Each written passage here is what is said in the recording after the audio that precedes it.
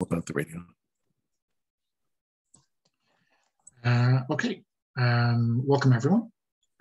Tonight with the Gauntlet, we are playing Grey Ranks, a game by Jason Morningstar, based on the Warsaw Uprising of 1944. We are all going to be playing members of the Grey Ranks, all teenagers who are paramilitaries, essentially, in the resistance in that 60-odd day uprising. I guess I'll introduce myself, even though I'm out of character keep order. My name is Donna. My pronouns are he, him. And over the next few sessions, I will be playing Alicia Sikorska, she, her. Her pseudonym is Zeta. She is 16 years old, and she is from the old town of Warsaw. At the moment, I have provisionally put in that the thing she holds dear is first love, but I guess we'll see how that lasts. So for the rest of you, maybe we go in character keep order, just to keep with the tradition. Hi, hello, I'm Paweł, and I will be playing Marek Pastuszko with nickname Electrician, because his father is doing electrician stuff, and he was he always thought that he will be doing the same, and that's how he got his nickname, because he is very bad with this stuff, with anything connected with the electricity. He's young, but he's 17. He's hopeful for the uprising. He wants to maybe meet a love of his life before it all happens. We will see. And the things that Marek holds dear is the city. He was born in Warsaw. He wants the Warsaw to survive. And he has in his jacket, in the inside pocket, a black and white postcard showing like Warsaw Market Square and the mermaid, because the mermaid is the symbol of Warsaw, and it's always there, giving him hope for the city.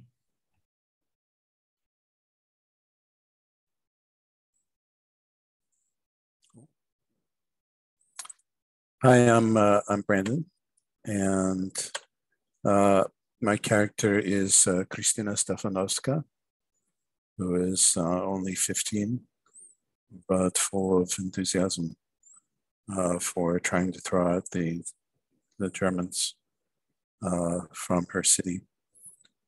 She is someone who is defined very much by her social set in school. All the friends with whom she went out on outings and talked about each other's boyfriends, and who was involved in the group of people who had been traveling and where they had gone to and things like that, all of which, of course, has been interrupted by the war. Her friends have, some of her friends are still in Warsaw. Some of them have been scattered to the winds. And some of them were Jews, and she has not heard from them from the most part. She does not understand why the Germans hate the Jews so much and wish to separate them. And she is angry at her fellow countrymen who dislike the Jews, as a great many of them seem to, or at least the vocal ones do. But she believes that she is very happy with the prospect of being able to do something about this, rather than passively accepting the German occupation, and faces that with only with the determination that only a young person who doesn't really understand death can. So that's her. So obviously her, what she holds most dear is family, and the symbol of that is a journal that she keeps, where she has written about all the things that she and her friends has done, and sometimes she writes down when she reminisces about her friends, thinks about it, she writes down it. Occasionally she writes about other things, but those other entries tend to be relatively short and descriptive, and the things about friends are about hopes and dreams and what will happen after the war and things like that.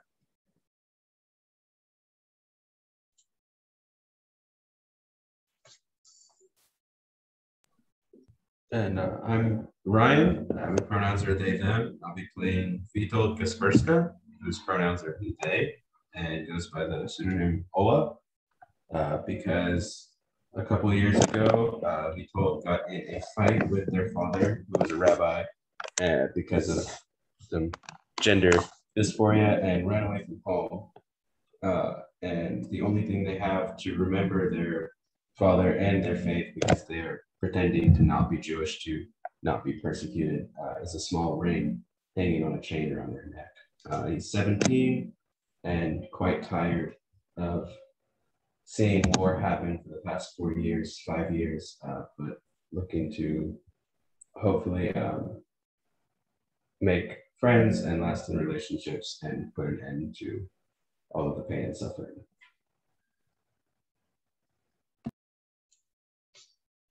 Okay, great.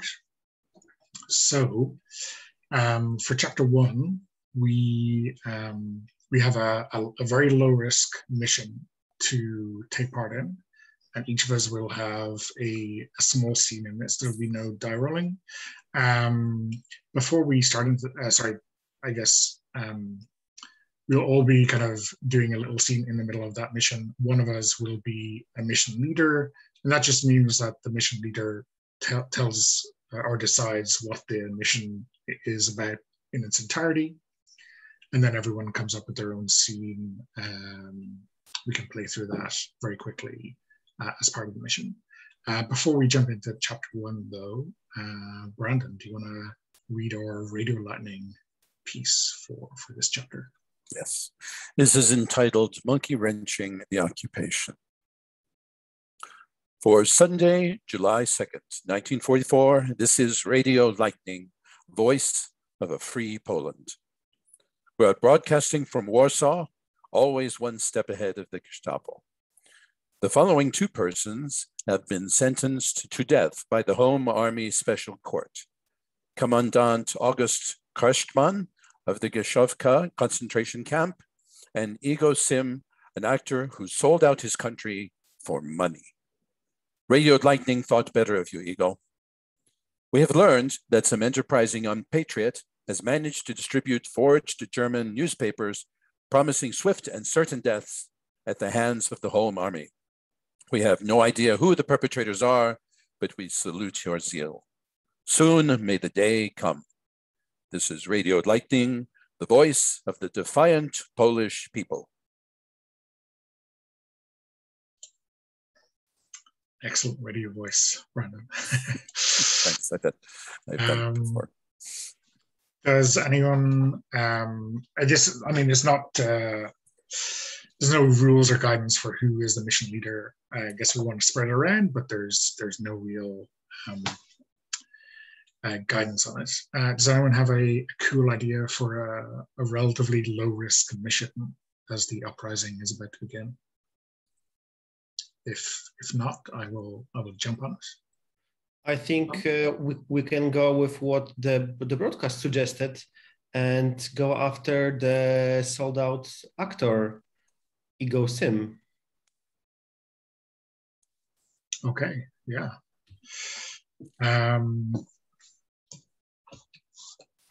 Yeah, that's a very, very cool little mission. So I guess we're not going to roll dice. So maybe at the end of the mission, it'll be apparent whether we're going to succeed or fail. Apologies to the real history, but I guess we'll be going off piece quite a lot during the game. Anyone have an idea for their segment of that mission? So a question, do we describe the situation and then play it, or do we only describe the situation, what is happening, sort of like narrating a piece of a story? Or do we set the scene and then jump in and role play the scene? How was it supposed to work? So it can work both ways. If you have when you start to describe the situation, have a very good idea for like a set piece action, then do a straight narration. But if you think there's a bit more social, or you want to see the other characters get involved, then we can play it out. So really, whatever makes most sense. Okay. I can start. I think we see Marek.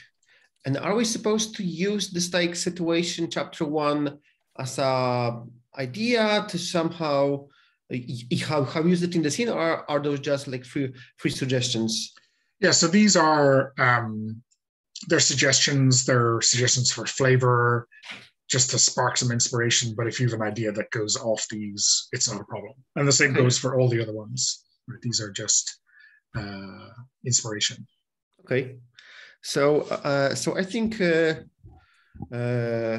we see Marek and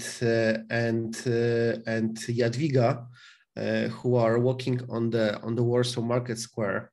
They are not yet holding hands, although their hands are like really close by, and maybe we see them like standing by the ice cream shop, talking. I think I'm going to narrate it, and then maybe and I think we see them like walk toward the fountain where the mermaid is, and Marek is showing Jadwiga his postcard with this market square with the mermaid. He tries to be really charming and saying to her that she looks way better than the mermaid herself. And then as the situation is like progressing, they are like almost there, almost kissing. Then we see like above her shoulder, Marek sees this like ego sim just like step out of the car and enter one of the restaurants on the market square.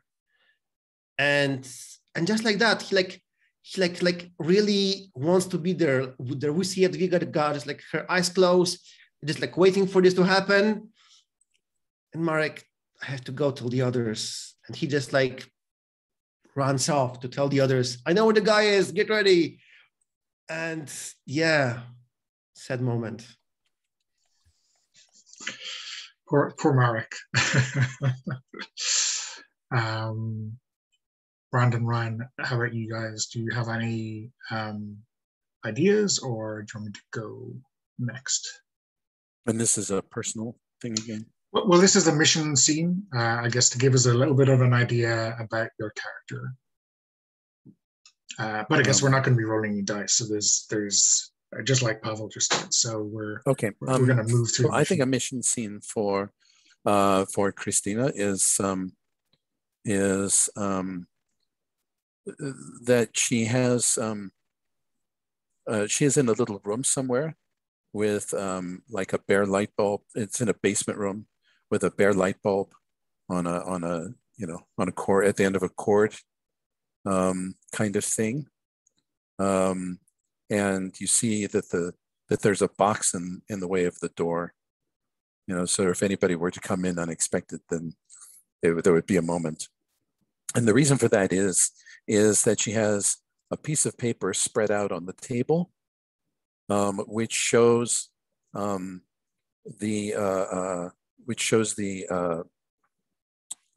exploded view of a Tokarev pistol, and she actually has one there, is handling the pieces and fitting them back together, taking it apart and putting it back together again. 5 bullets for the Tokarev are carefully wrapped up in a little cloth over in a corner of the table there.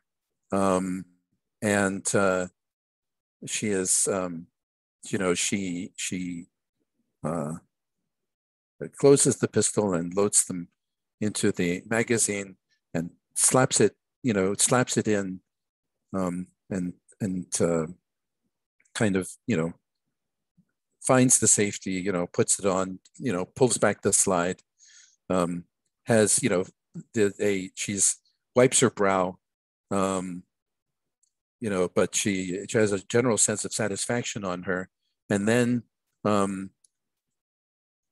there's a voice from upstairs. It's a woman's voice. Christine, are you down there? And she quickly, ejects the bullet. It falls on the floor. She picks it up and she shoves the whole thing into a drawer. And she says, "Coming, Mama."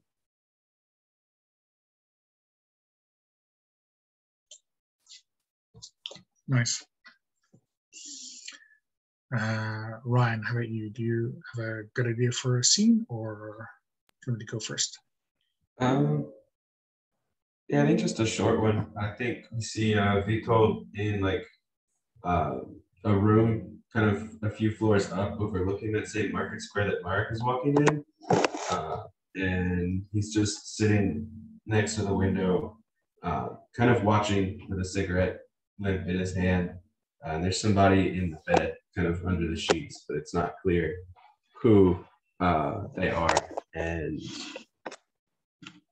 Vito's kind of keeping like a, when you're watching something because you need to be on watch, but you're not all the way into it. And so you're just kind of half watching with some binoculars, waiting for the ego guy to show up, because we're hoping that he does, and sees Mark running to find everyone and starts lacing up his boots, which have lots of dirt all over them.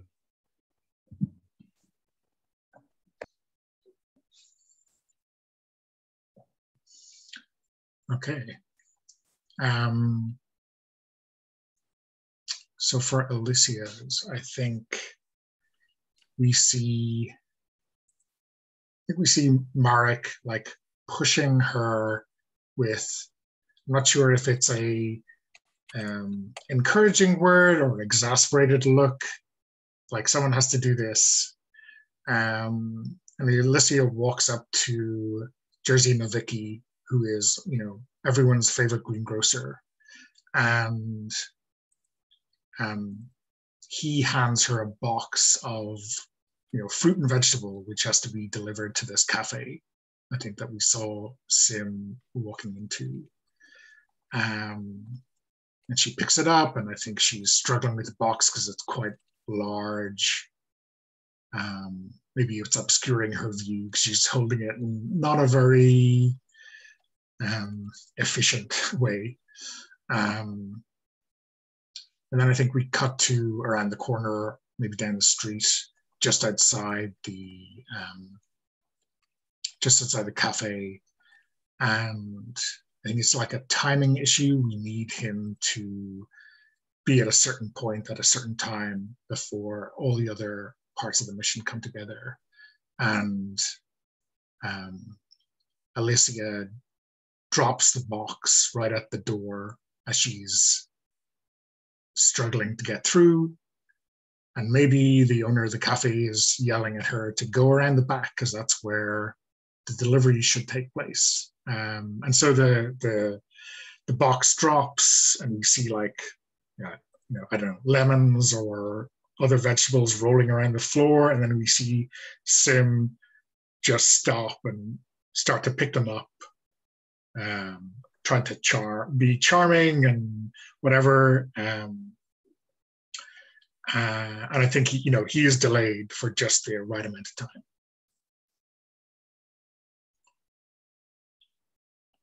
So what do you think, Pavel? Do we think the mission is successful, or do we not see the aftermath? What do you think as the mission leader?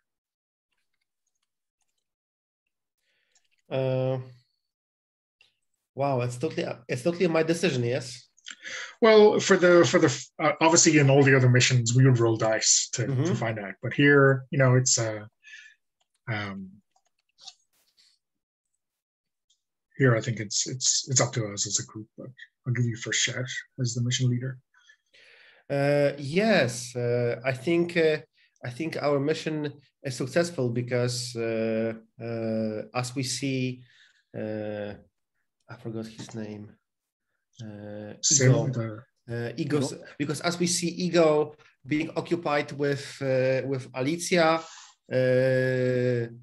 another person is like planting something under his car, and as he gets into the car and start driving, we see it like blow up in the middle of the market square. Okay, cool.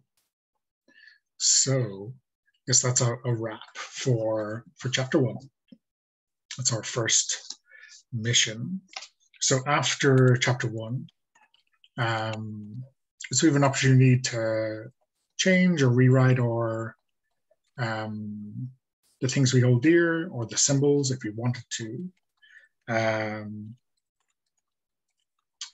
The next thing that we do after that is to decide on the reputations for everyone.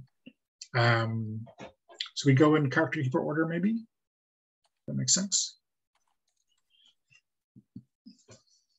So, and remember, for these reputations, these are largely negative right at the start, and they progress to be positive reputations by the end. So, you know, clumsy might go to graceful, weak to strong, and so on.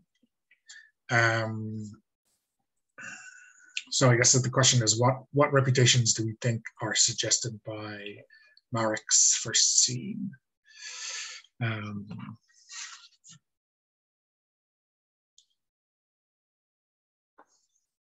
Let's see, something negative.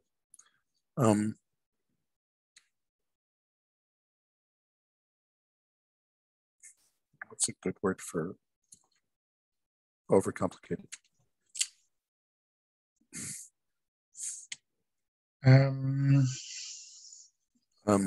Careless. I would say actually careless. Careless?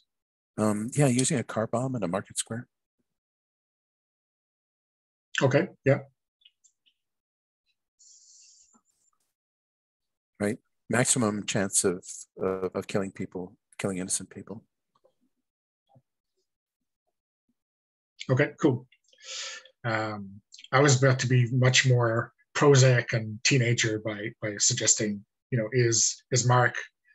was Jadwiga a good cover for that scouting, or is he just horny? Is he just a horny teenager?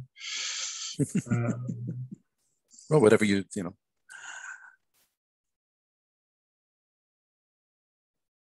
Or is it just an immature, like not experienced?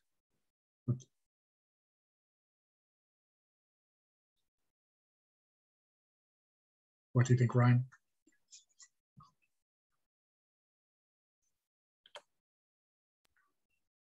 That's a tough one. Can we come back to me? All right. Yeah, this is just Marek's second reputation. So I think I would agree with the careless then.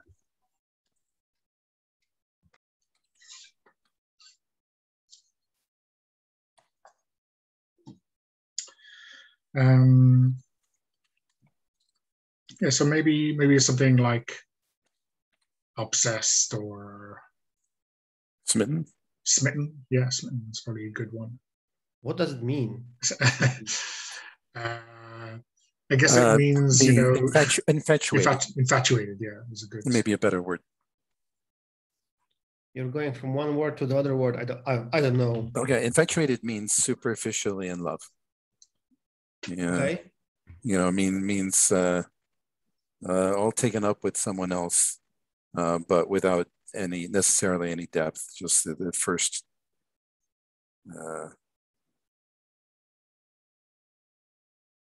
That first blush where all you see is the positive characteristics of someone else, you don't see anything else. Okay, yeah, yeah. Please feel free to write it in the lower square.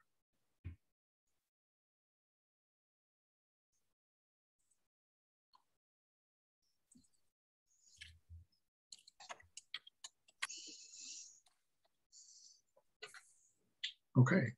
So I guess we'll move on to Christina.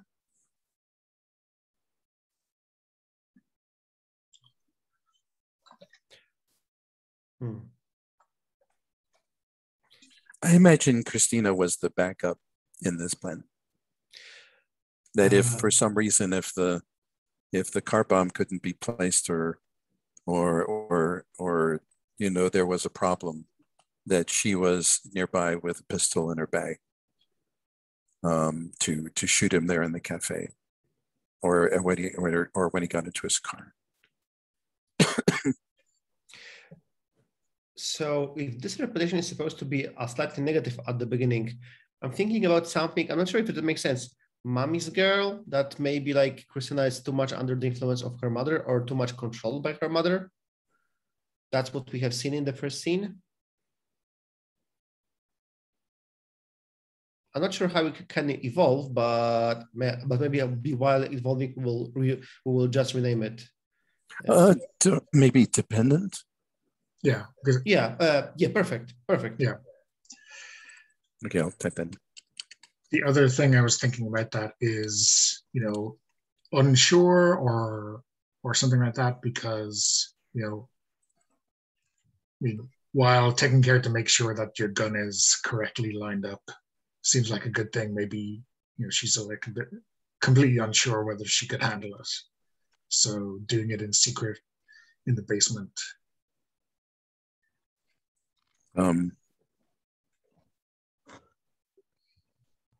Yeah, sure. Absolutely. I also thought maybe like overeager or brash, like very ready to do violence, even though she's maybe this just goes back to the unsure, where she's like telling herself she's ready, but isn't quite ready. I like that one. And it's different than dependent. Yeah, I think go with that. Yeah.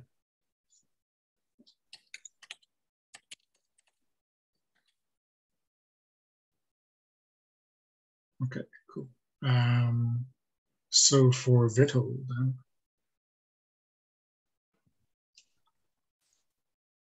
Yeah, I'm not sure what part Vitold would have played in this, since they were like up in the kind of overlook.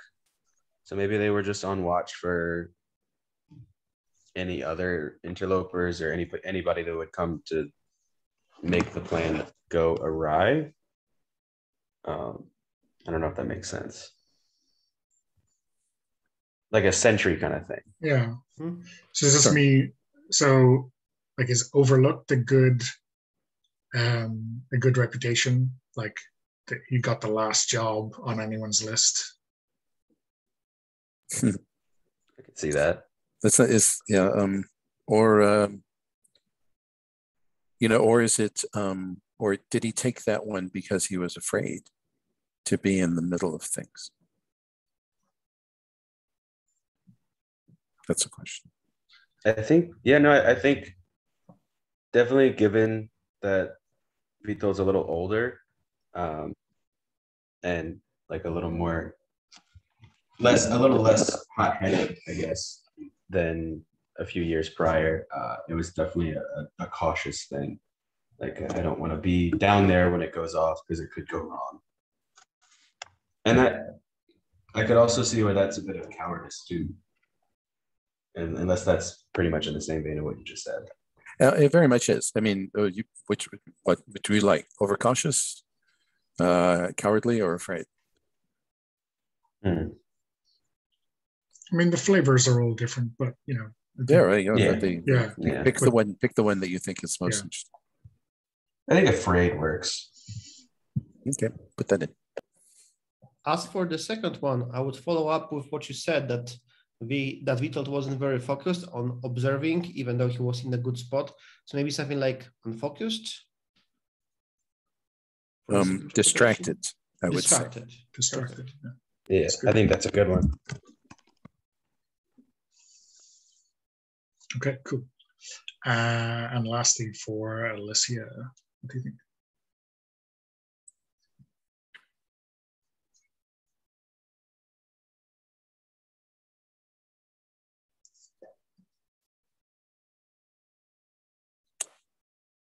So Alicia was the distraction here, right? Yeah. So let's see. That could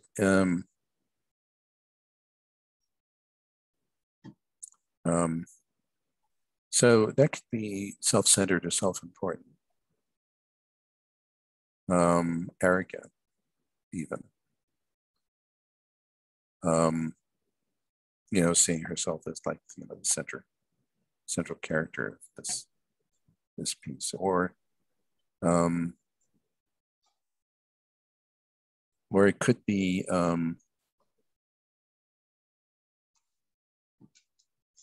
already have it could be careless with herself, but they already have a careless.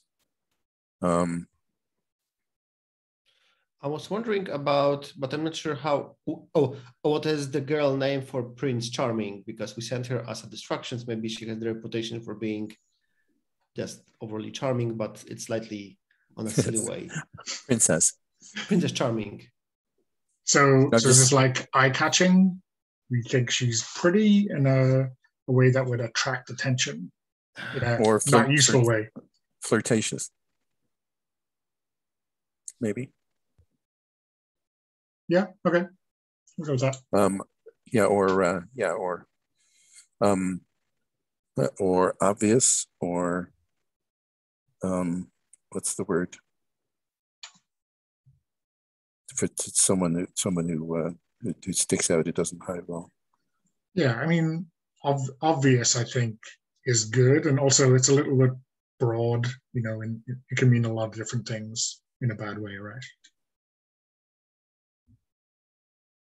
Unsubtle. That's it. Unsubtle. Okay. Obvious is fine too, if you prefer obvious. That was the word I was trying to get. Okay, we'll go with unsubtle. So. Cool. Yeah, just a little heavy-handed in her. Yeah. Not to say dramatic. Drama queen, I think, is the Prince Charming analog.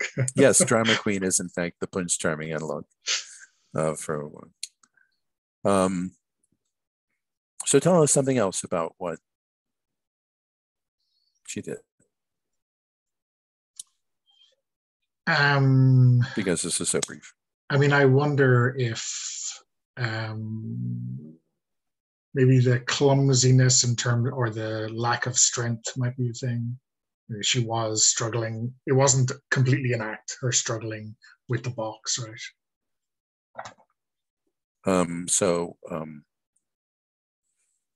Unfit. I mean, I think weak might be a really straightforward version of that. Yeah, although weak means so many different things. But yeah, sure. Yeah. Okay. So maybe like weakling? Yeah, weakling. Weakling, okay. Because that sounds more physical. That's more physical, yeah. Whereas weak is. Yeah, cool. Okay, and the last thing we do is to fill out the crew. So final step in character generation is to create a small group of extras. We create one extra per player to start. These are rivals, foils, and love interests to the newly established characters. So they should also be teens, probably in the same group in the grey ranks that we are. Okay, these are within the grey ranks. Okay. Yeah, so we give them names and just a unique reputation. And I guess these are just extras for any scenes. I guess we have Jadwiga, right? Who is the only other named person. Yep, true. So we have, there's an other people tab. Okay. Does it matter what column or color we put? No, those are just random. Okay.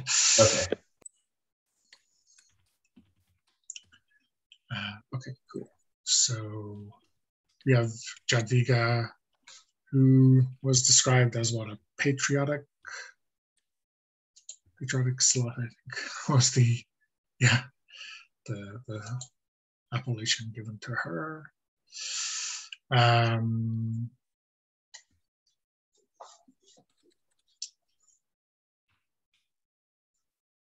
I mean, one person we didn't see, but whose presence was kind of implied as maybe there is a mechanically adept character who created the car bomb.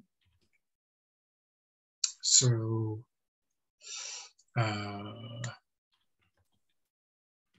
we'll pick a random name. Mache, who's our mechanical wizard.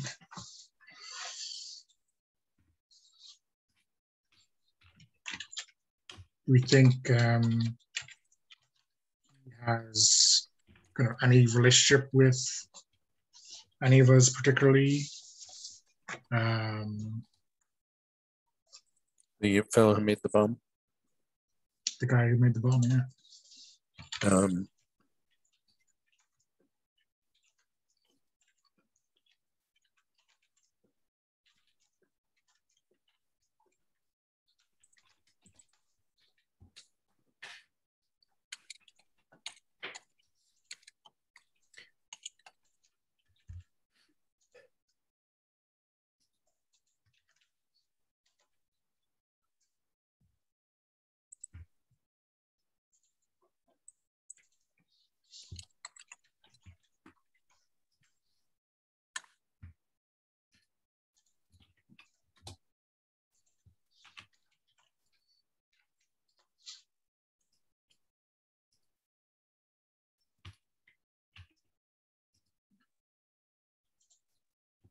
Or TBD, or There was someone in the bed behind Vito who wasn't seen. So it could be a love interest.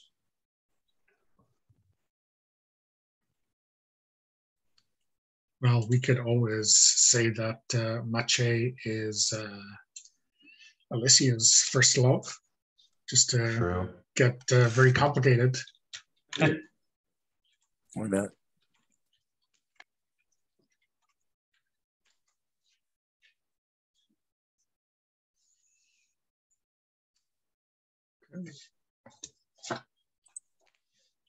So who else we have? I'll give you a picture.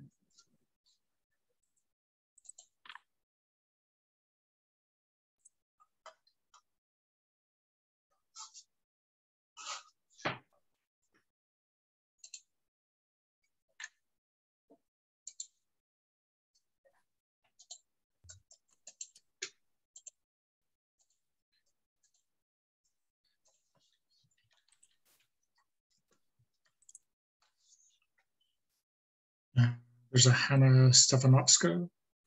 Yes. Do you have any?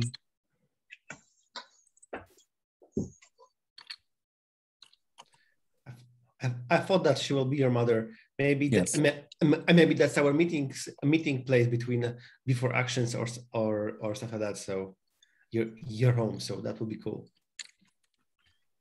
So do we think Christina's mother is involved or not involved at all? Just a front.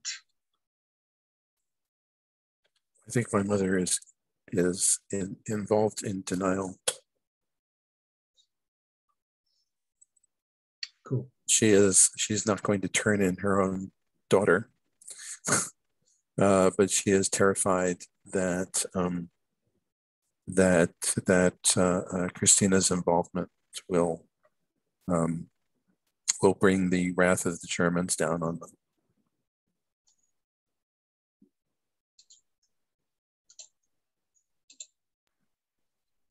Okay, and then we have Jan. Yeah, I think Jan is Vitold's love interest, but we saw Vitold pretty distracted. And I think it's Jan is kind of wishing that they could just let this all be where it lies and not try so hard to fight, which has Vitold torn because he wants to fight, but he's pulled in two different directions.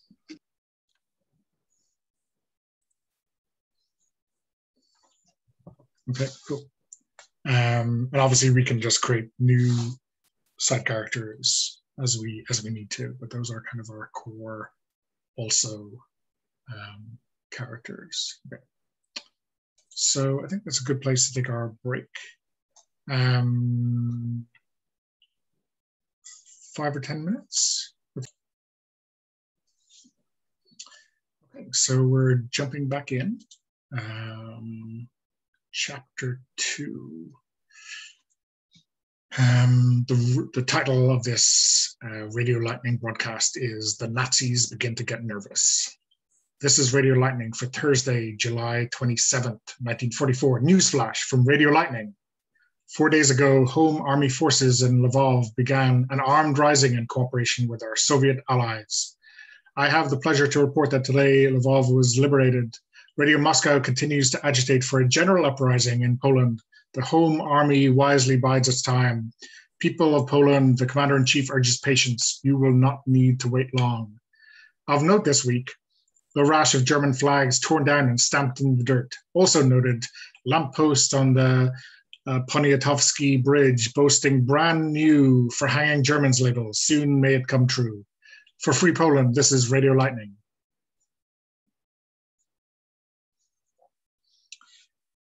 Okay, so I think we said Christina is going to be our mission leader for chapter 2. What's the mission, Brandon?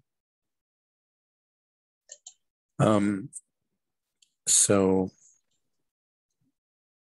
I think that the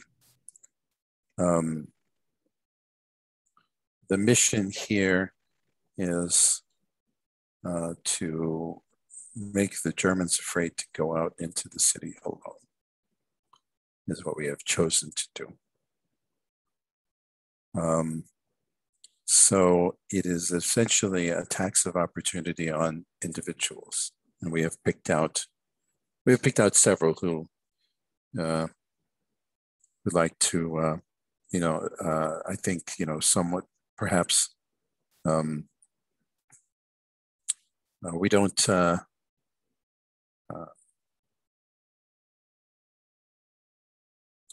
There's one. So one fellow is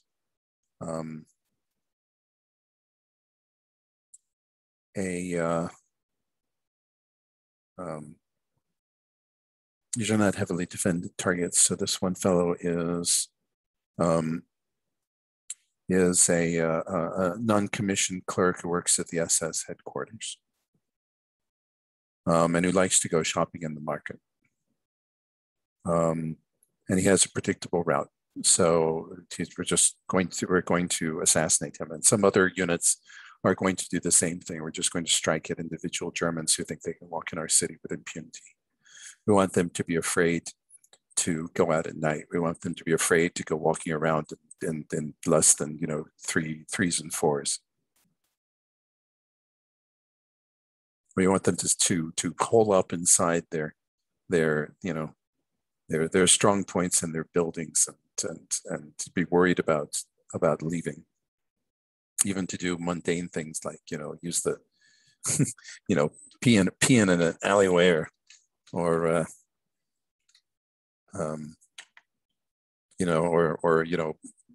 buy food in a restaurant kind of thing.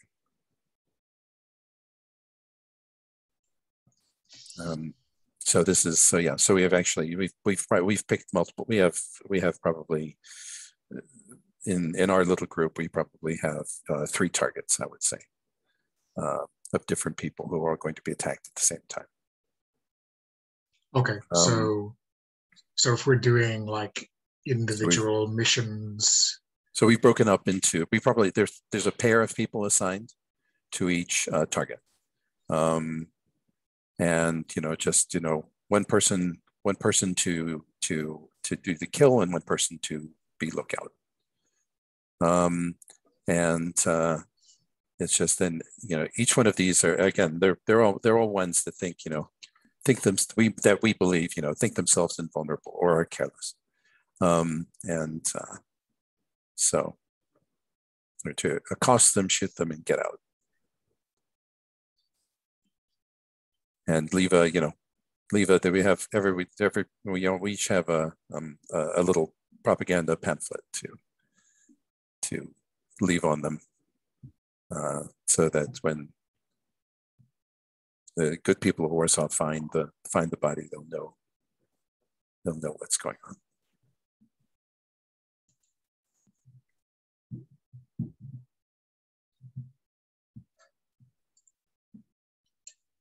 So I think, does anyone go first, or I've got an idea for a personal scene to Go first, start us out with. Okay, cool.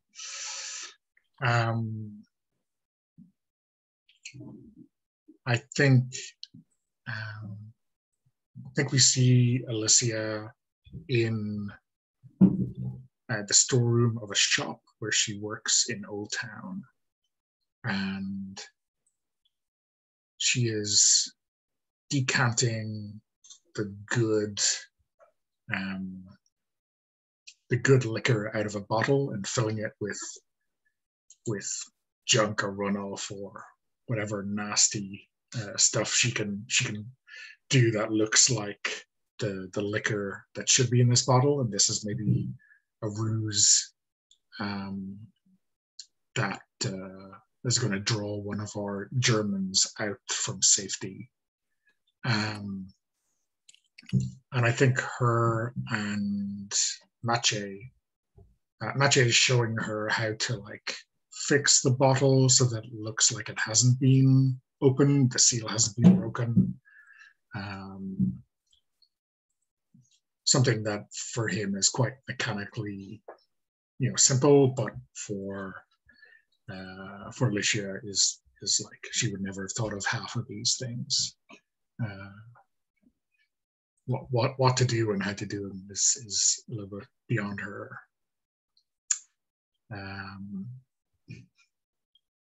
So yeah, I think she's looking for an excuse to tarry here, even though the mission is important. And maybe someone want to play Maciej in this scene? Sure. Okay. So you see, it's very simple. So after the cork is back in the bottle, what you do is you take the seal here and you lay it this side up, and then you heat the knife in the alcohol flame. And you don't want to do it this red hot. It's just you want it just a little too hot to touch. See, don't use a candle. Candle will get soot on it and it'll leave a mark. Always a spirit flame. Right? Okay, and then what you do, you see, is you lay the knife down on the backside of the seal like so. Okay, just swipe it a little bit like so. Now it's sticky. On it goes. Up, push down with your palm. Up, and it's on. And then you look at it carefully, and you trim off any tiny pieces that don't fit. And look, see, no one who, unless they took out a magnifying glass, no one would see that there was anything wrong with this. It looks, the seal looks perfect. And if anybody complains, you can always say, oh, it was roughly handled by some customer, or the truck, it bounced in the truck or something. It doesn't matter.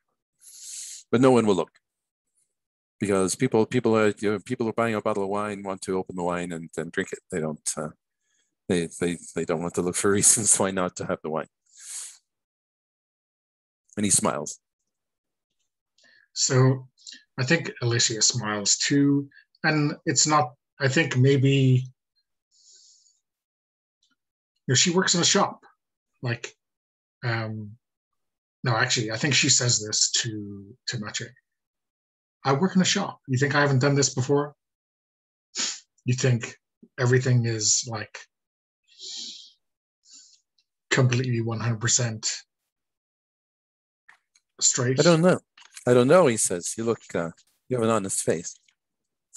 And he's laughing. He's grinning while he says this. But obviously this was like the only chance to like get you alone and away from the rest of the troop. You had an ulterior motive. Oh no, I'll never be able to trust you again. What would my mother say? So I think I'm keeping this is her unsubtle reputation. Yes. So I'm just going to roll a d4 now to see how this goes for her.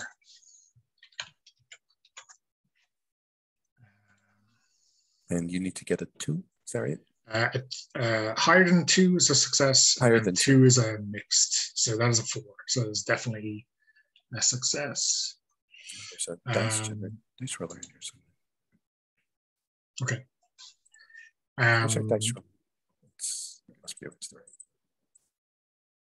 So how do we think Mache reacts to this kind of revelation? Well, he says we better make the most of it then. Okay. I mean, it's a fairly good place to cut. There's a little kiss, at least. Yeah. Okay, cool. After a quick, look in either direction. Yeah. No parents are showing. Where's the dice roller? Oh, sorry. I should share a link. There you go. I looked in safety, but yeah, I will paste it in there where it usually is. But it should be in the chat, in the Zoom chat. Yes.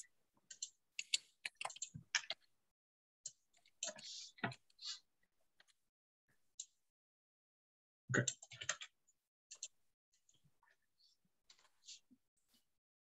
Okay, so does someone want to frame Alicia a mission scene, or do we want to go around the table?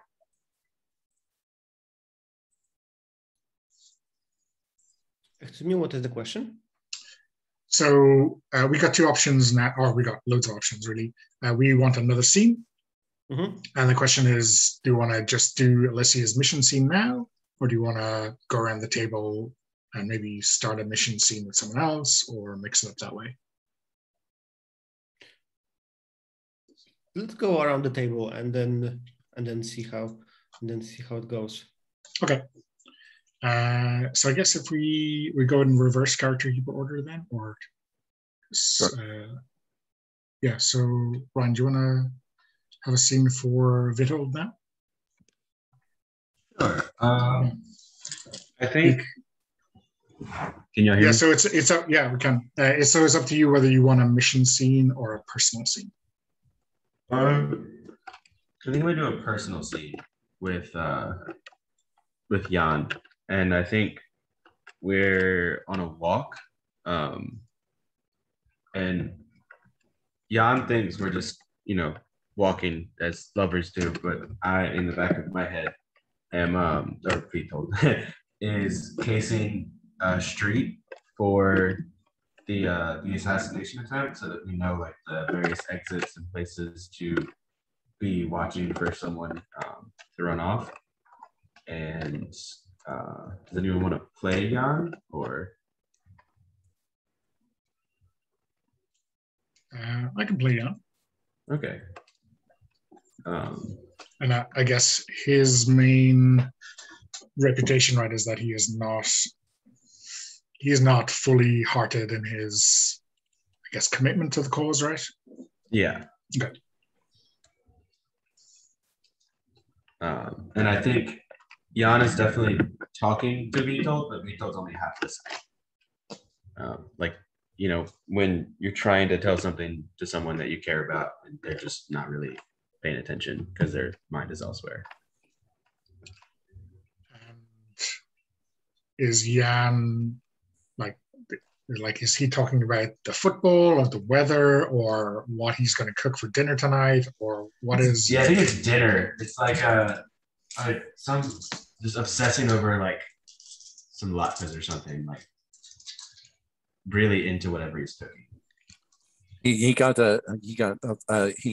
a good piece of meat at the market, which is, Yeah. not an everyday event. And he's so excited about, making a goulash, a stew. And I've been saving this salt for like 2 months, which will make this meat, it'll be perfect. Mhm. Yeah, perfect. Meat. What kind of meat was it? Sorry. What kind? Have you not? I've been talking about this cut for 10 minutes. I know. I'm sorry. We have some plans for tonight. I have plans for tonight. Yeah, but Jan, something is changing. There's a tide turning, and I'm sorry, but your meat and salt is just not front of my mind at the moment. I mean, these streets they're dangerous, and we are trying to make sure we pull this off without any problems. Well, killing the Germans won't do you any good if you're starving.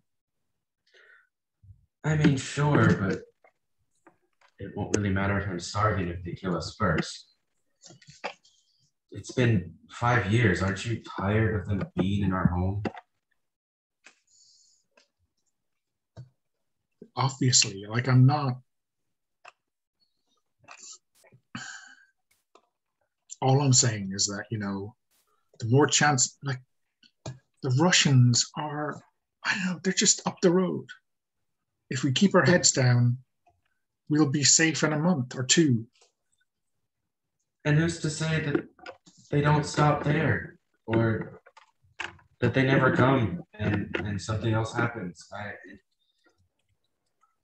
I would feel better playing my part than waiting for something to happen.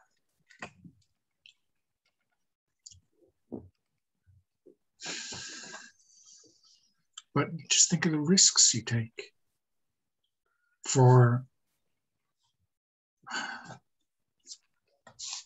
I just worry.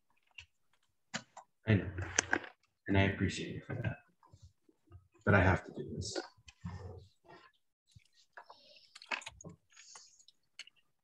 I think they were holding hands, and they let go for a minute, and that's kind of where we get the camera panning away.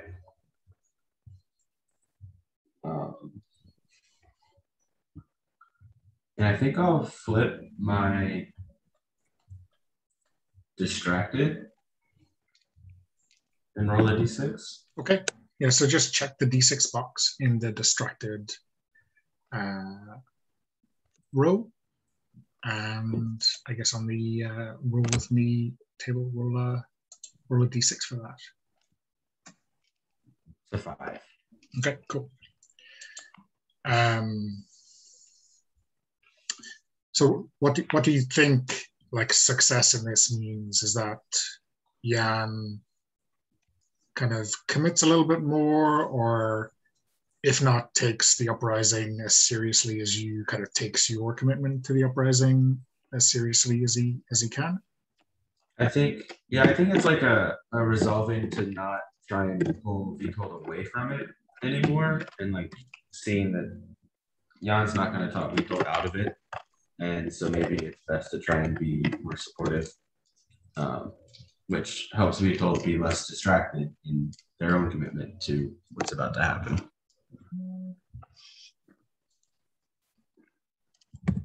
And I'll switch that reputation to focus, or is that something we do later? So that's something you do when you take the D8.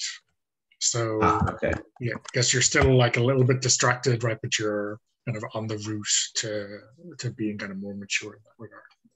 Okay. Okay. So do you want to leave it there? I think so. Yeah. Okay. Cool.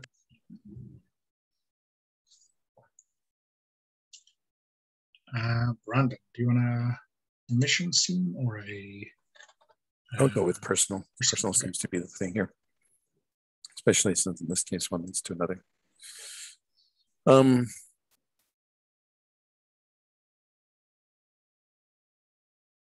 I'm going to say,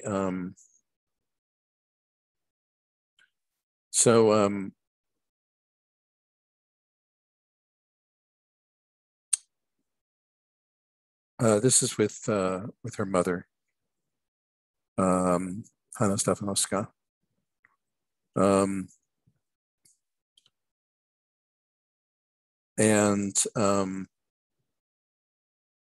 going to frame it that it's in their house.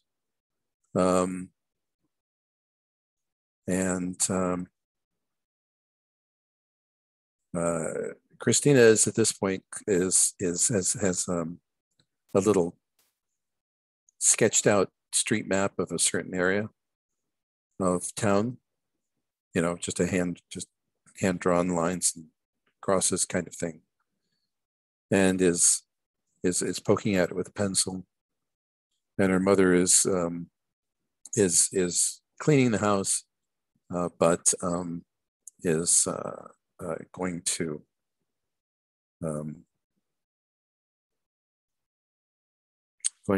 voice her discomfort with this whole arrangement, even as she's,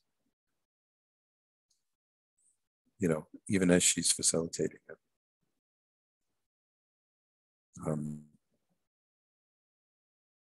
Because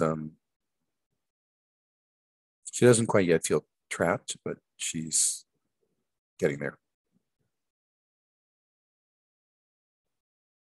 So I'd like to play Mom. I can do it. Sure. So your mom is cleaning and you are doing. I'm doing something which, if you looked closely, is clearly plotting out, going over, you know, for the last time. Christina's a little bit of a perfectionist, and so she is plotting out exactly. It's like, okay, we start here. We're going to go down this alleyway afterwards, and in case there is something unexpected there, then we have this as a possibility. And she's just going over it in her head because, of course, she's not going to have a piece of paper with her. She's all going to memorize all this. And it is an area of town that she has been to, but it is not something that she knows like the back of her hand. So she is just memorizing the names of all the streets and things like that, so that the police don't catch them. Sure. As your mother is just like cleaning and like trying not to look in this in your direction, she speaks clearly to you, and she says, "Christina, your aunt Anya is coming tonight with your cousins. They will stay for the supper. I would like you to be there with us tonight, and you know, tomorrow we can all go, all share our family stories, and then we go for a singing class. Why don't you stay with us for a few days instead of running off into the night at the evening?" I'm sorry, Mother. I am occupied tonight and probably tomorrow morning. I'll be back tomorrow sometime. Christina, your aunt is coming. We will have a family gathering. You always love them. I do. Of course I love Anya.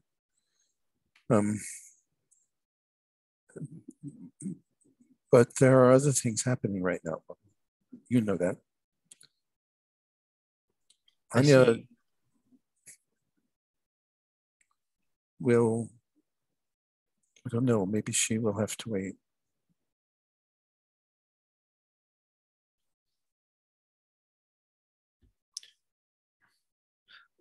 Can't you just tell your friends that you'll be unavailable for a few days? And I'm afraid of you. Mama, I'll be fine. This is the perfect time to make those people frightened. They need to be frightened. she comes over to you and stands backward to the piece of paper that you have, so that to make sure that she doesn't see anything on it, like and like takes your hand, and she says, "I'm afraid every night that you are leaving the house in the evening." Mama, I'm going to be fine. We're careful and we're smart, and they have become fat and lazy. They think they have us beaten. They think that we are like whipped animals, and we are not beaten. We have been lying carefully in wait for this time, and now they have left the cage door open a crack, and they will see that we are not tame after all. And they will never again be able to do this to us. And I know that if it were possible to tell the truth, Johnny, that she would agree. Roll the die. Let's see what happens. Yes. I'm rolling over eager, I think.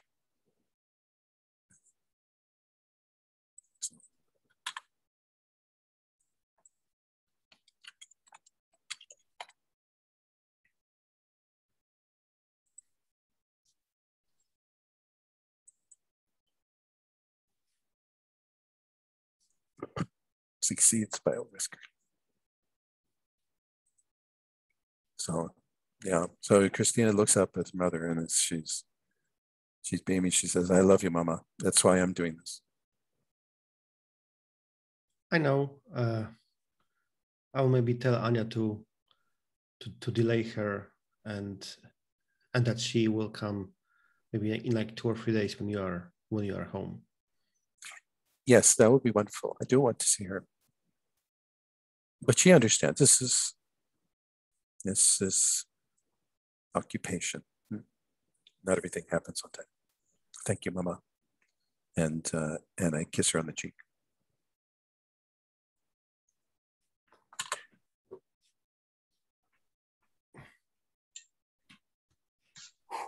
Okay, cool.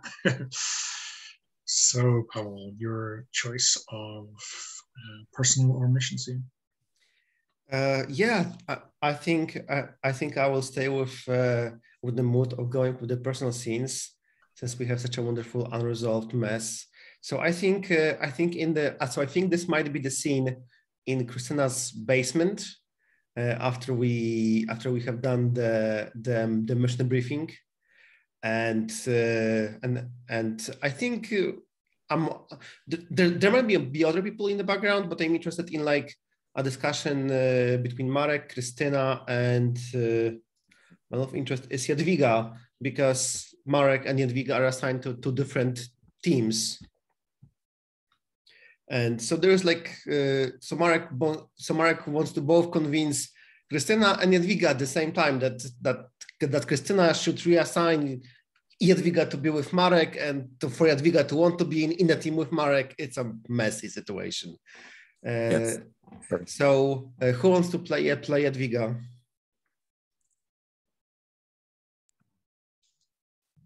I can play Jadwiga. Okay.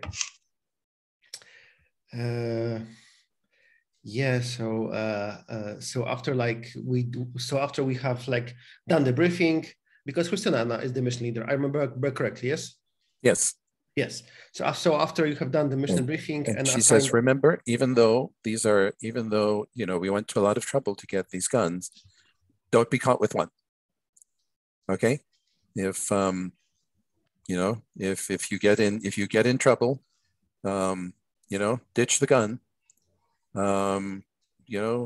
The police won't look at you twice, but if they do and they catch you with a gun on it, you're done.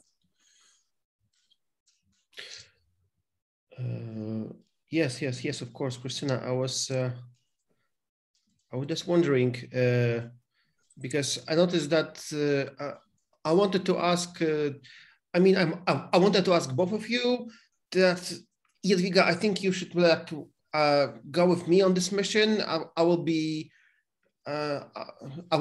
much. I think I can like protect you on this mission much better, and we'll work together better. And Christina, maybe you can like reassign the teams so that me and Jadwiga can be in the same team. You've got to be kidding me. No, the idea is not for one of us to protect the other one. We're here to kill Germans. One person is there to be lookout, not to protect the other one. If you think you're going on this mission to protect somebody else, stay home.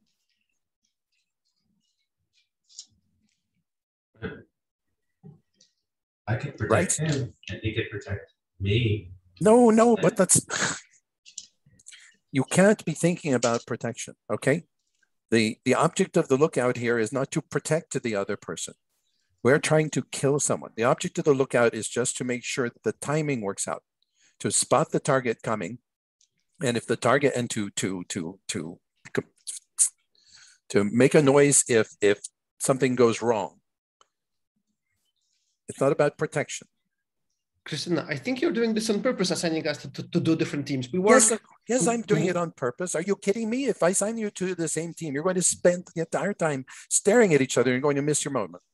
We are working good together as a team. No, you are working fine together as a boyfriend and a girlfriend, but this is not that.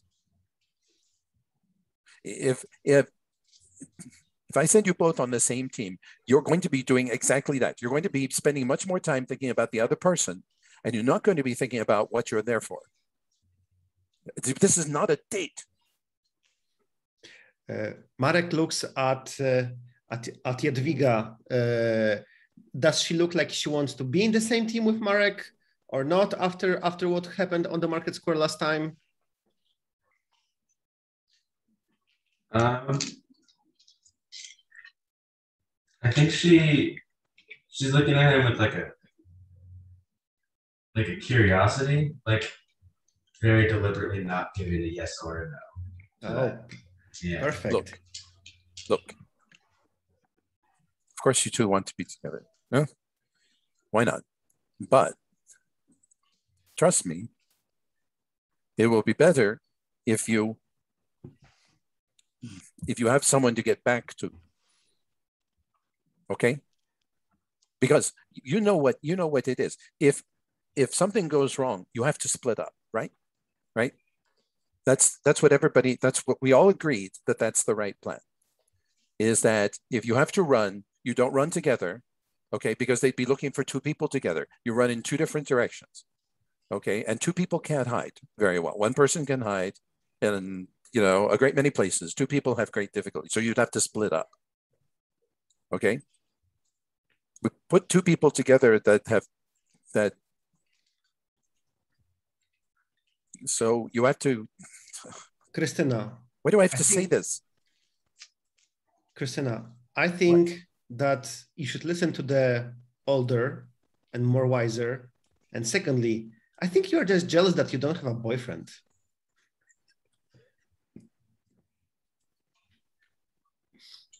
No, Marek. Oh my God. She doesn't. Christina doesn't. Just glares at you in silence. She has no good answer to that. Christina makes a point. If something goes wrong, there's no chance of us having an after party. So maybe this is for the best, and we celebrate afterwards. Then we can be on the same team. Yeah. Oh my God. I'm so eager to roll this die. I think I'm going to roll D4 for my infatuated to see which way it will go. Yes, I tried to fail on mine, and and yours didn't work either. It's a free. It's a free. I think success. Yes, I think Marek says. I think what's really important is to have a high motivation. If we are together, we have higher motivation to complete the mission and have the after party.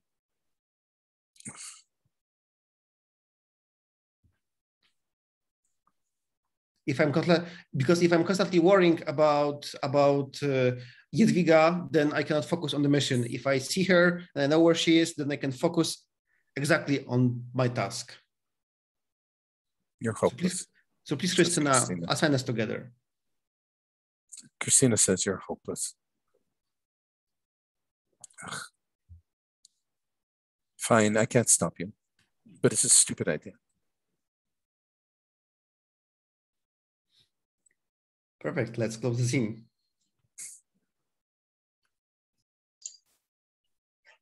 Okay, brilliant. Awesome. So now, I mean, for the mission scenes, right? Because we all have mission scenes left. I guess the important thing here is that we're not framing the scene for ourselves. So maybe we just take it in turns to frame a scene for another character. Does that make sense? Okay. So sure. Do you want to go back around the same way, or when we frame scenes like this, do we have in the case of the mission scene, so obviously the mission success is done all at once. Yeah. And so you're just framing a narrative setting, really. Well, yes, but also if you have a quick look at the grid and rules tab, there's like a guideline for when you contribute a die. This is what I talked about earlier. The kind of the worse the die type you're contributing to the mission, the better it should be going at that point in time, regardless of the fact that that means that the mission will probably be going worse, right? So it says if you're contributing D4, it should carry with it some triumph, something going right for the entire crew, or a critically important personal accomplishment. Whereas if you do a D10 or a D12 to the mission pool, it requires a disaster, something very unpleasant or very tragic for everyone. A good example might be the death of a comrade. So that's kind of how you color your scene by the type of die you're contributing. And then we find out whether the whole mission is a success despite the tragedy and so on at the very end. Does it make sense? Yeah. Start with the D10. And you also said that we are framing scenes for someone else. Yeah, yes. Exactly. Yeah. Okay. So I don't know, Pavel, do you want to snake back and do you want to frame a scene for someone else first, or will I frame a scene for someone else and we'll go back across the character keeper that way?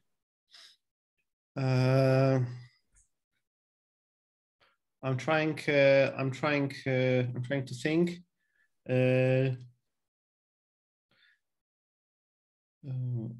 Yeah, I need a moment to come up with a scene, so I don't have an idea right away. So, okay. Remind us, Brandon, what was the core of this mission? Was us finding kind of lone Germans, right? We have socially at night or something. We have several nice fat medium value targets. Yeah. That basically important people, but not heavily guarded soldiers who have become complacent. Okay. And so we're going to put panic. We're trying to sow panic among the Germans. Okay. And ideally in ways that don't invite immediate reprisal. No, so in other words, we're not gonna assassinate them on the premises of good polls and things like that, but rather going from here to there. So that was the idea. Yeah. So I think I've got an idea to frame a scene, maybe for Vitold, if that is okay, Ryan.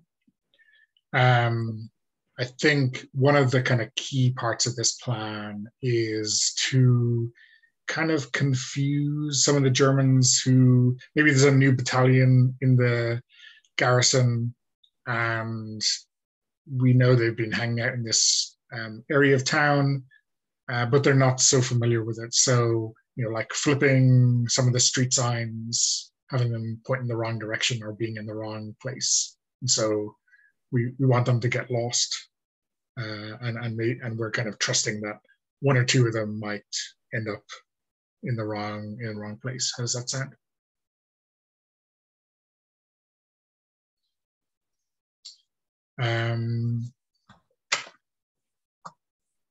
So what do you think? Is we like pick up the drama with Vitold kind of halfway up a post maybe, or I'm not sure if we have street signs on posts here or on walls, but Vitold sneaking out to this pole on the footpath, and maybe shimmying up it to unhook the signpost that's there.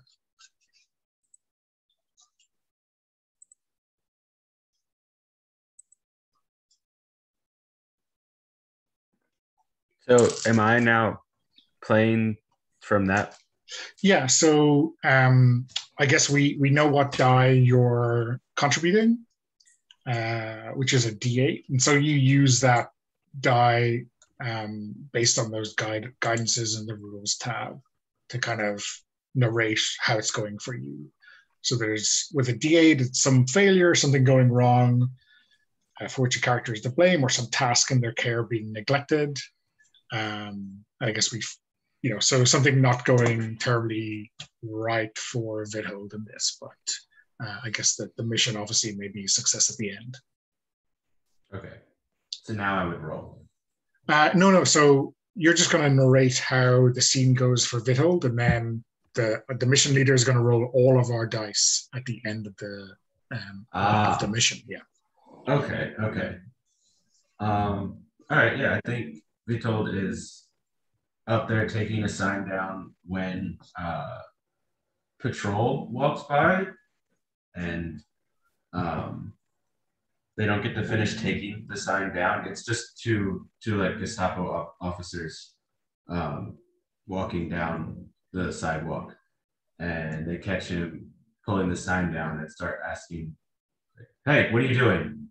And he has to run, so he's not able to be as close by for when more stuff starts going down.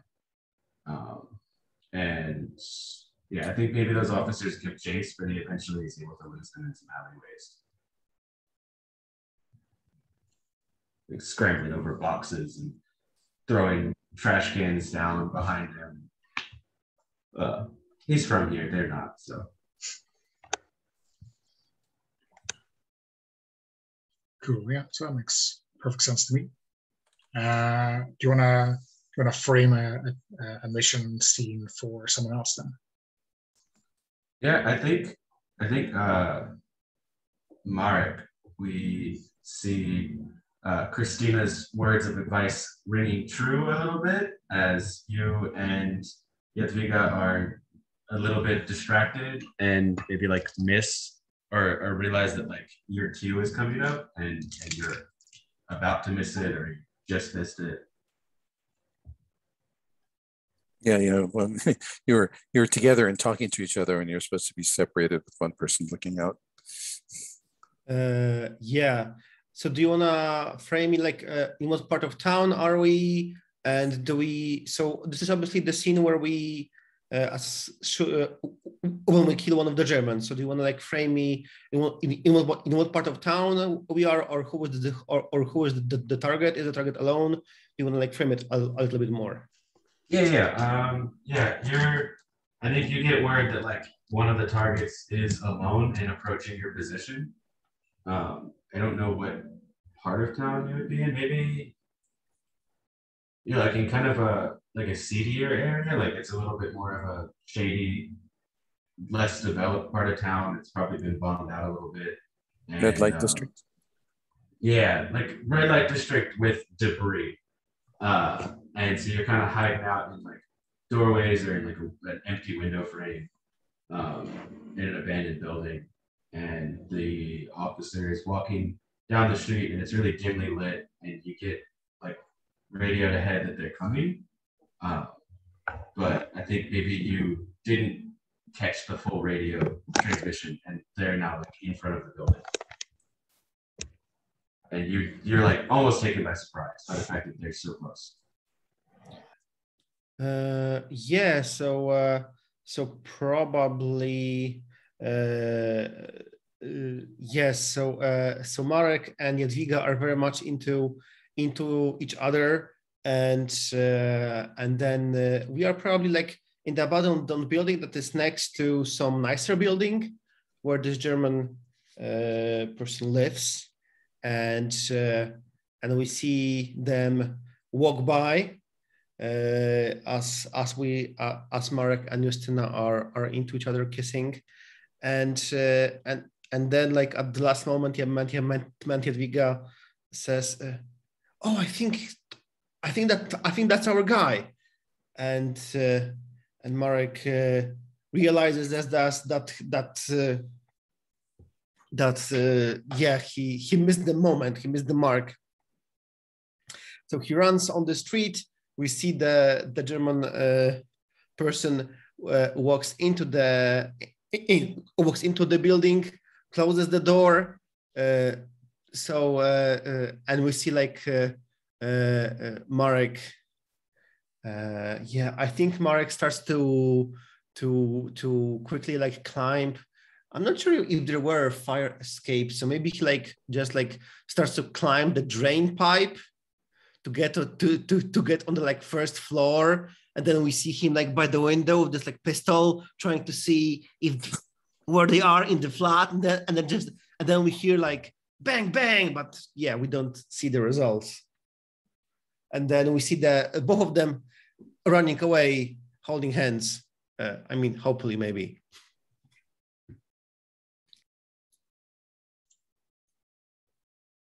Cool.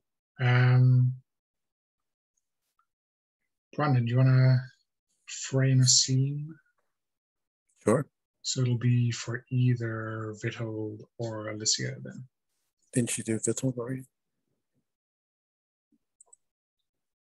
Sorry, yeah. So it'd be for Alicia. Sorry, yeah, actually it's Christina or me. So it's me. Yeah. That's you. And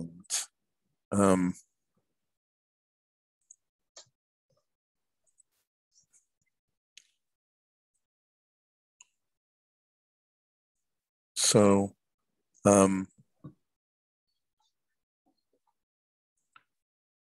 you have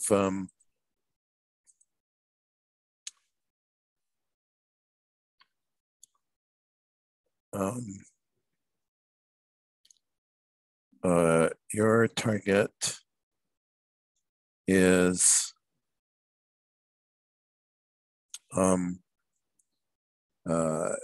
you have a relatively high value target.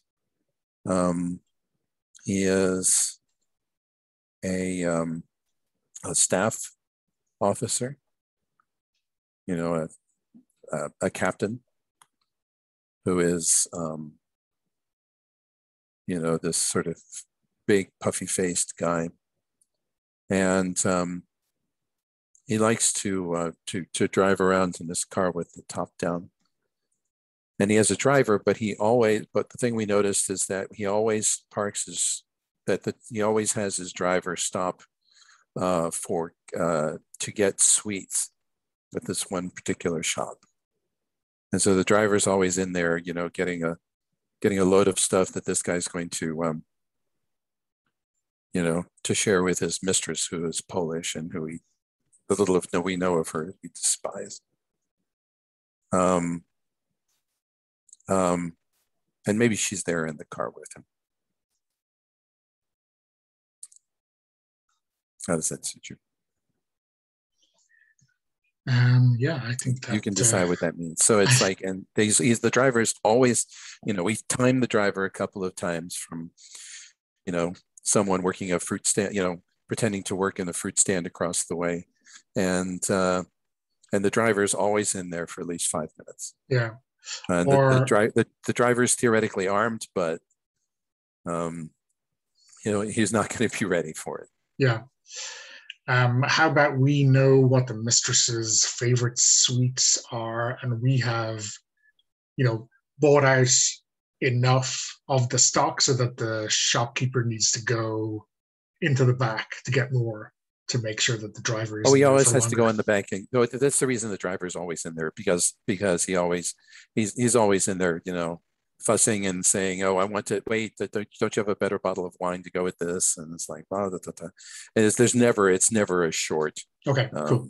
It's never a short transaction. And the guy is always sitting there chatting, talking with his mistress about what a lovely town, Warsaw is, blah, blah, blah. And but he's an awful person. I mean, So, we know this from reports from, Yeah. we get from informers. Lightning's picked him out as a target. Yeah. So he's a named target. Okay. So I think, the our staff officer and his mistress are, in the back seat, in what period commentators would call canoodling, right? And I think I'm putting a D6, so this is going pretty well. I think we see Alicia standing around the corner in an alley with the bottle of alcohol and waste liquid, lighting it up into a Molotov cocktail, and then kind of nervously walking up behind the car and chucking it into the back seat where the couple is. I think the brunt of it takes the woman. I think there's a prompt on the list that says, "A coward shows his true colors." So I think maybe the offer in D4 where Alicia is. I think the officer is only grazed by it, and there's like the flame is on his shoulder and arm, and he jumps out and runs. And this is obviously not part of the plan, but I think one of the backup team members has got to shoot him, as he kind of catches his breath around the corner. Yeah, that makes sense. He gets shot in the leg and falls down and is screaming and saying, "Don't kill me, don't kill me, help, don't kill me." And the person finishes him off. Yeah. Okay. And the car is inflamed, and the driver comes out with a armful of packages. Yeah. And just freezes solid there for a moment before he drops them and looks fruitlessly around for everyone, but they're all gone. Yeah, perfect. Okay. So I think, Pavel, it's to you to frame a scene. It'll be for Christina. Yes, so many things to think at once. Look at the grid, then think about the number, then the situation, then how to narrate. Yeah. Okay. So I think that the target that Christina picked or was left out because I don't know, maybe everyone else was afraid of this target. I think you mentioned that in one of the parts. I'm not sure if this is historically correct, but I think there was a Jewish ghetto somewhere in Warsaw. So I think your target is working in the ghetto. And we see you. It's probably a liaison with the Jewish police, because they made the Jews police themselves, but of course they kept tabs on everyone. Yes, and so your target is this, and probably this takes place somewhere around the ghetto because they are living close by, so that they don't walk far to work. and for some reason tonight they are going home with this like huge German Shepherd, just like a dog, for some reason. And here's your scene.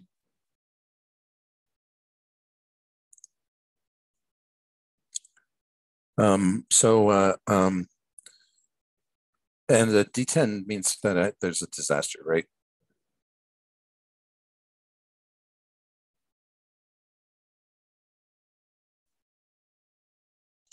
Yeah, a D10 or a D12 requires some disaster, probably for the entire crew, but something very unpleasant or tragic for everyone.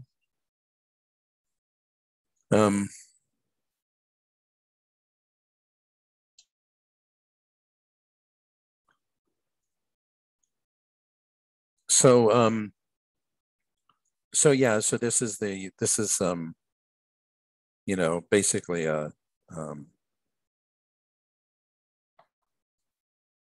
it's it's a German official that's checking to make do, that's there to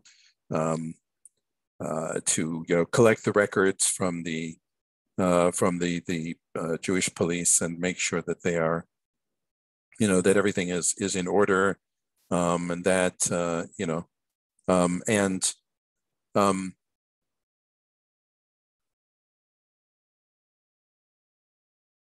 and you'll tell me if this qualifies.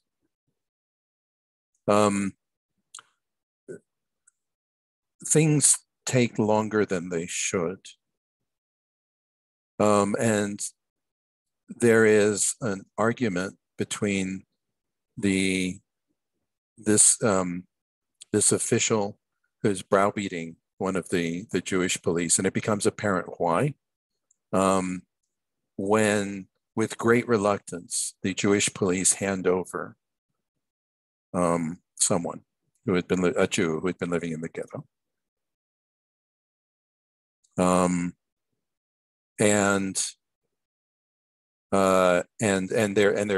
they're taken into custody by a pair of soldiers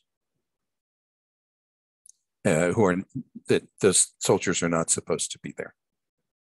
I'm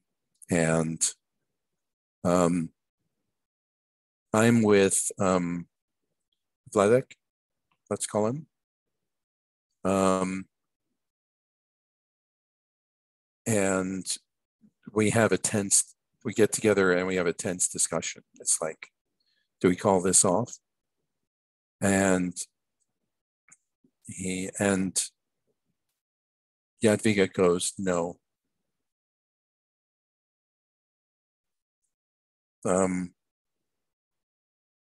They can't be allowed to do this. But he said, but Vladek says, but there are soldiers there and have rifles. He says, yes, but when they're getting into the car, they're not going to be ready for trouble. And we can't stand by and let them do this. This is exactly the kind of thing that we had to try to prevent.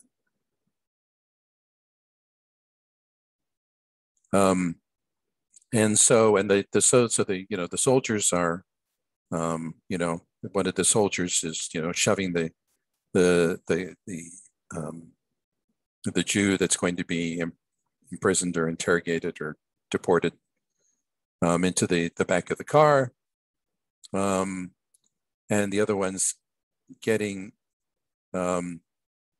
getting behind the driver's seat, and the official is still out there remonstrating, with the Jewish police, who are doing their best to mollify him because they're afraid of reprisal.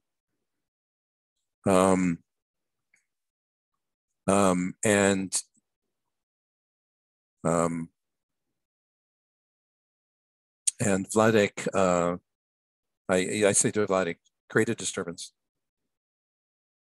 And Vladek finds a scaffolding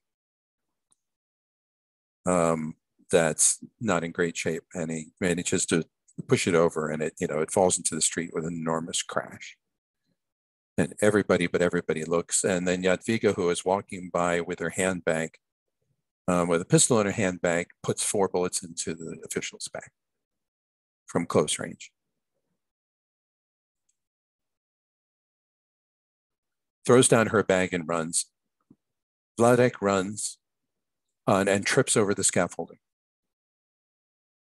And the soldiers are on him in a moment. And before he can get free, one of them unlimbers his submachine gun and basically nearly cuts him in half.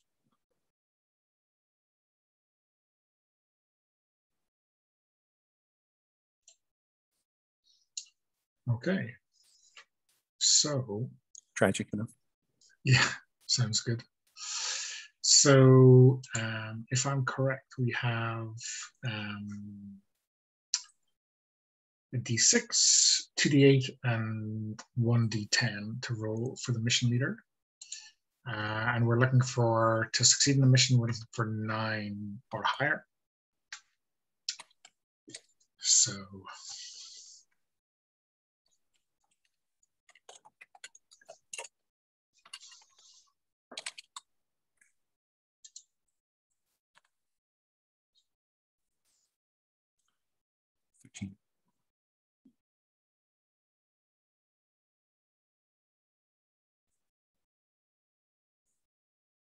well, we made it. I'm not sure exactly what's going on there, but 13 I have. Yeah. So it splits the dice up funny because it groups the D8s is all it did. Oh, okay. It's a 1, a 6, a 5, a 1, and a 1. Okay. So yeah, so to the and so the mission succeeds.